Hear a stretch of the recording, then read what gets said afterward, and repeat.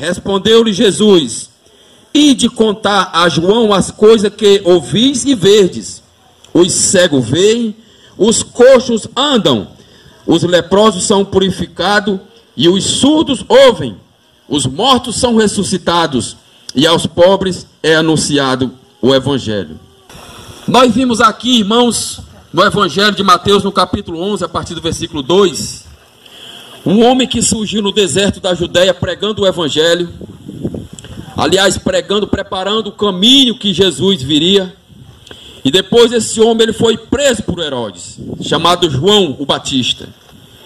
E na prisão, agora surge aquela dúvida na mente de João Batista. E João Batista também, por certa vez, ele tinha os seus discípulos, assim como Jesus teve. E João agora envia os seus discípulos até onde se encontrava Jesus, a fazer-lhe essa seguinte interrogação. E eu creio que quando os discípulos de João chegaram até Jesus, perguntaram: mestre, João mandou perguntar se tu és o Cristo ou se nós havemos de esperar outro. E a resposta que Jesus dá para aqueles que João enviou até ele foi a seguinte: ide e fale para João as coisas que ouvis e verdes, que eram exatamente os milagres, as curas, as ressurreições que Jesus operava, os milagres, os prodígios, as maravilhas.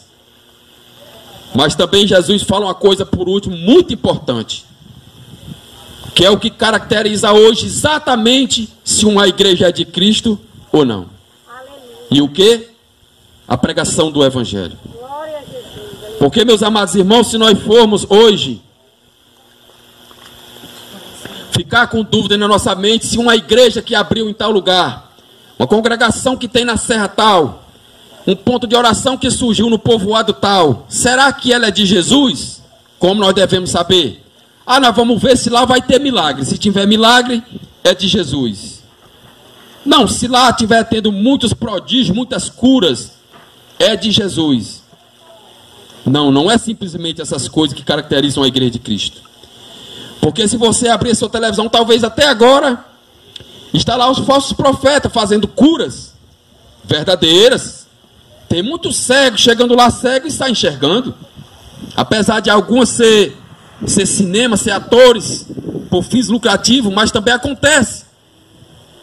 Acontece de alguns movimentos carismáticos, algumas outras religiões, surge também um milagre lá. Nós conhecemos testemunho de pessoas bem próximas da gente, que fez uma promessa com tal santo e alcançou a promessa, sim, foi verdadeira, Facundo. Mas e aí? E a última coisa que Jesus falou, que seria tão importante? Diga a João os milagres, a cura, os prodígios, a ressurreição. Mas diga também pregação do Evangelho. Quando nós vemos em Mateus 3, quando surgiu este homem estranho no deserto da Judéia, todo mundo vê aquele homem pregando ali, aquele homem estranho com roupa, pele de camelo. Aquele homem se alimentava de mel silvestre e gafanhoto. Aquele homem tinha um cinturão no seu peito. A pregação daquele homem não era pregação que ninguém entendia, não. Era uma pregação simples. Não era palavra com que você não sabia nem o que significava, não. João Batista ele pregava o seguinte no deserto da Judéia: arrependei-vos, porque é chegado o reino dos céus. E depois a palavra de Deus vai dizer que, embora João Batista não operou nenhum milagre, mas tudo quanto João Batista falou de Jesus é verdade. Logo, João Batista não fez sequer um milagre nem uma cura, porém chegou pregando o Evangelho. Chegou preparando o caminho para que logo Jesus viesse. Se nós vemos em Mateus 4, depois da provação da tentação do deserto, quando Jesus ali repreende Satanás, depois de muitas respostas que ele deu, bíblica, aí Mateus 4 vai dizer: e o povo que estava em trevas viu uma grande luz, e aos que estavam à sombra da morte a luz raiou. A chegada de Jesus. E a pregação de Jesus também era essa, a pregação mais simples que o mundo já ouviu: se arrependam, porque é chegado o reino dos céus.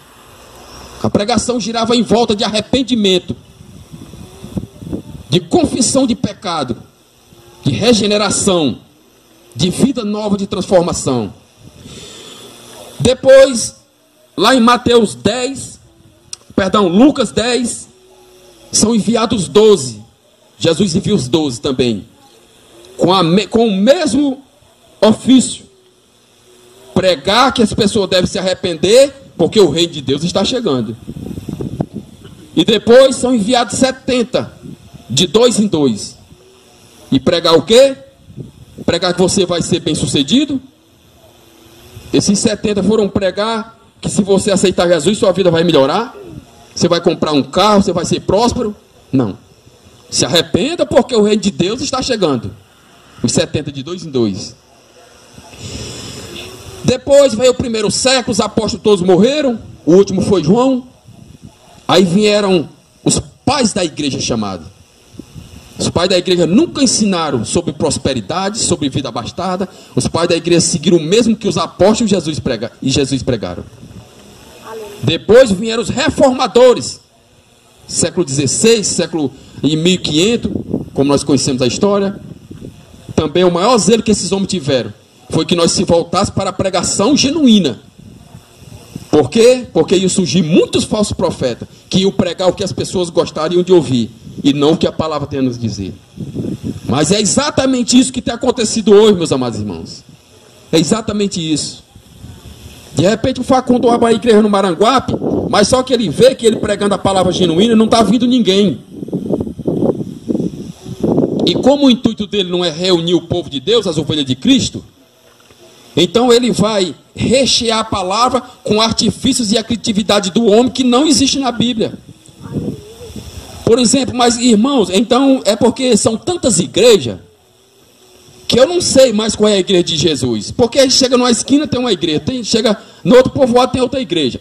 Aqui no povoado vizinho, perto de Maranguape, Maracanaú, tem um bairro lá que tem 30 igrejas. Como é que eu sei qual é a de Cristo? Vá para Atos dos Apóstolos, o livro mais revelador como se conduziu a igreja de Cristo.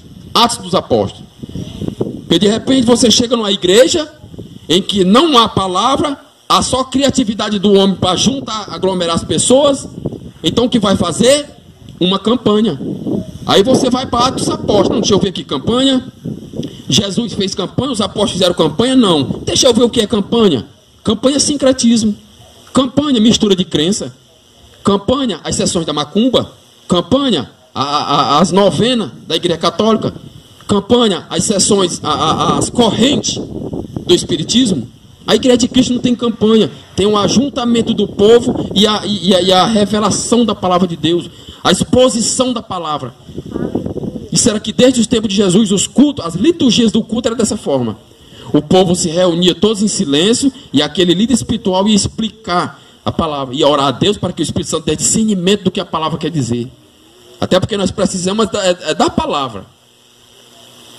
Esse século 21, esse século sensual que nós estamos vivendo hoje, o século da sensualidade, é triste nós vermos as igrejas com 10 ou 15 minutos de pregação. Tome louvor, tome testemunho, canta as crianças, canta as senhoras, canta o visitante, você aí canta, venha para cá, canta todo mundo, depois chega 15, 10 minutos para a palavra. E o que é que nós vamos aprender com isso?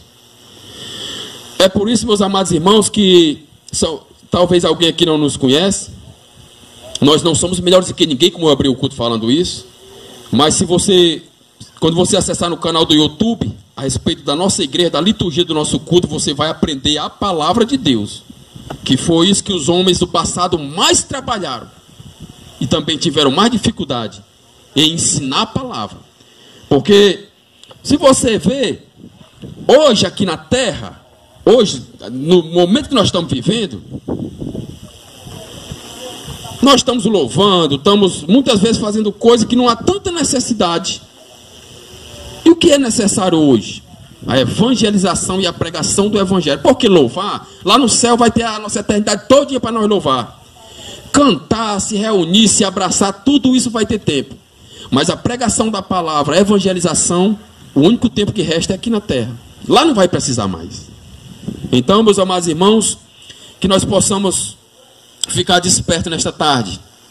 Que o evangelho está sendo escasso porque o intuito da maioria dos líderes espirituais não são de juntar o povo, mas sim de juntar outras coisas aí que para isso tem que aglomerar as pessoas e depois, distorcendo a palavra, tirar algo que Jesus nunca recomendou em sua palavra. Nós temos o zelo de pregar o evangelho e não se preocupamos se está vindo muitas multidões atraídas por essa palavra. Por quê? Porque no começo nós até sofríamos aflições por isso. Como é que a gente prega, as pessoas não vêm? A gente pregava no centro de Maracanaú, em Maranguape, ali às vezes tinha 2 pessoas. Nós já chegamos a pregar em Fortaleza, alguém chegar para a gente e dizer, irmão, que seita é essa daí que vocês fazem parte? Por quê? Porque quando o apóstolo Paulo chegou no Aerópago, ali em Atenas, alguns interrogaram ele, mas o que é que esse paroleiro quer dizer? Parece pregador de Deus estranho. Do mesmo jeito, cada qual tinha seu Deus, cada qual tinha sua religião, eram zelosos por aquela religião, porém, quando a palavra chegou, muitos estranharam. Nunca nem tinha escutado. Chamaram o apóstolo de paloureiro, e perguntaram que doutrina estranha era aquela que estava vindo aos ouvidos deles. Era a pura e genuína palavra, que muitas vezes não agrada a todos. Mas eu creio que Deus tem um propósito nesse lugar, porque Ele é misericordioso e a sua palavra é poderosa para converter. Ajude nosso canal, deixe seu like, se inscreva e ative o sininho.